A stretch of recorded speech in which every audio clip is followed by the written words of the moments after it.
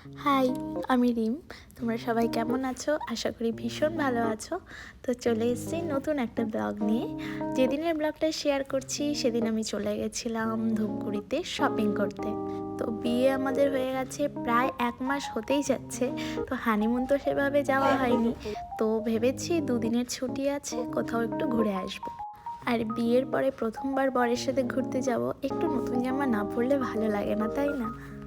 একদিনে 3টা জায়গা থেকে শপিং করতেছে। তো প্রথমেই আমরা চলে গেছিলাম কসমো বাজারে, তারপরে গেছি স্টাইল বাজারে, তো তারপরে ফাইনালি ট্রেন্ডসে। আমি আজকে ফার্স্ট টাইম সাম্বার বাড়ি যাচ্ছি, কিন্তু এত জ্যাম। তো সেদিন শপিং করে এসে আমি আবার শ্বশুরবাড়ি চলে আসছিলাম। তো আমার সাথে শাম্বাও এসেছিল, আর বেচারি এসে ফেসে গেছে। রাস্তায় সেদিন এত জ্যাম, সাধারণত আমাদের এদিকে এত জ্যাম হয় না। তো অনেক কষ্ট করে জ্যাম কাটিয়ে প্রায় 1.5 ঘন্টা ধরে বাসে বসে থেকে পৌঁছালাম। তো বাড়িতে এসে এই যে রান্না হচ্ছে মাংস। তবে মাংসটা শাম্বা খেতে পারবে না, কারণ ওর তখন নিরামিষ ছিল ওই দিন, তো আমরাই খাবো।